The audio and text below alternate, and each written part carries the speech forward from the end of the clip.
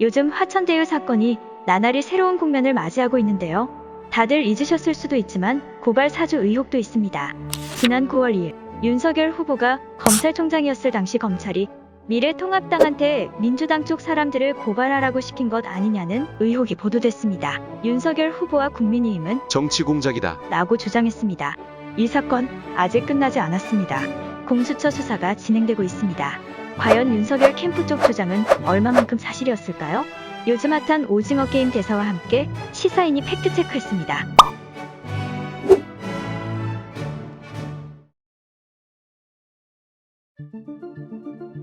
국민 문건이든지 디지털 문건이든지 간에 그 출처와 작성자가 나와야 신빙성 있는 근거로서 그걸 가지고 의혹도 제기하고 문제도 삼을 수 있는 것인데 그런 게 없는 문서는 소위 괴문서라고 하는 것입니다.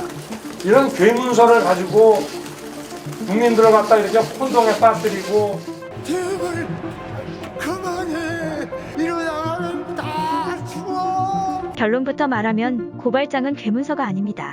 검찰과 공수처가 디지털 포렌식을 한 결과 조성은 씨가 텔레그램에서 김웅 의원에게 파일을 받은 것은 팩트였습니다. 텔레그램 캡처 화면 조작된 거 아니야? 이런 의혹도 있었지만 조성은 씨 휴대전화에서 관련 자료들을 내려받은 파일 생성 기록이 확인됐습니다. 손준성 보냄의 손준성이 그 손준성 검사 맞음?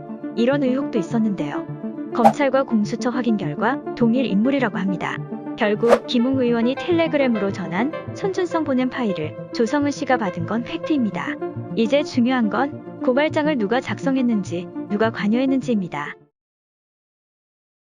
정당과 국회의원은 공익신고의 대상으로 이에 대한 공익제보를 마치 청부 고발인 것처럼 몰아가는 것은 공익제보를 위축시키는 것으로 심히 유감이다. 손준성 검사로부터 들어온 건 공익신고일 뿐인데 청부 고발이라고 몰아가는 게 김웅 의원은 몹시 억울했던 것 같습니다.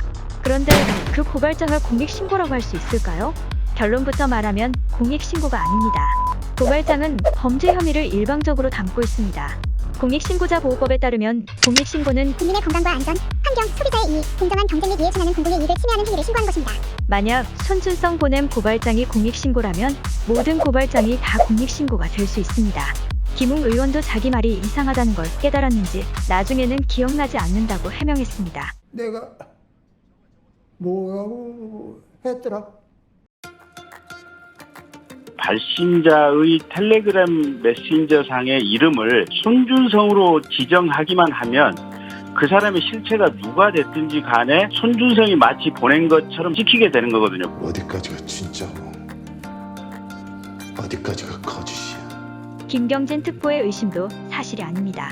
앞서 말했듯이 검찰과 공수처는 디지털 포렌식을 거쳐 손준성 보냄의 손준성과 손준성 전 대검 수사정보정책관이 같은 사람이라는 걸 확인했습니다. 검사 출신의 국회의원까지 지낸 김경진 특보는 왜 이런 주장을 했을까요? 우리 편의가 된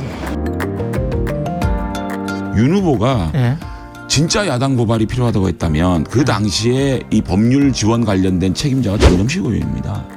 정점식 의원이 책임자고 윤 후보와 정점식 의원은 가장 가깝습니다. 그분에게 전달해가지고 바로 고발하는 게 맞지 왜 건너서 이런 짓을 하죠? 이 발언 6일 후 정점식 의원은 우리 방 보좌관이 보고를 받아서 당무감사실에 넘겼는데 누구한테 받았는지는 모른다고 한다. 고 인터뷰했습니다. 실제로 정 의원에게 고발장이 전달된 겁니다. 당신이 한 짓입니까? 장제원 의원도 윤석열 전 검찰총장도 손준성 보냄 고발장이 실제 고발로 이어지지 않았다고 주장했습니다.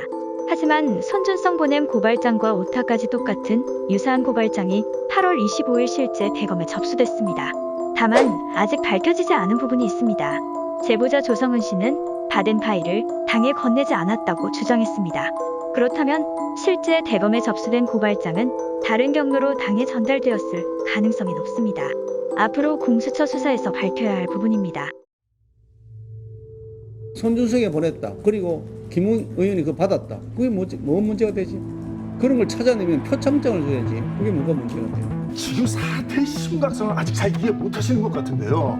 네, 당연히 문제가 됩니다. 공수처는 직권남용 공무상 비밀 누설, 개인정보보호법, 공직선거법 위반 등의 혐의를 수사하고 있습니다. 공수처의 고발 사주 의혹 수사는 아직 진행 중입니다. 과연 고발장의 작성자는 누구일까요? 그리고 고발장 작성에 연관된 사람들은 누구일까요?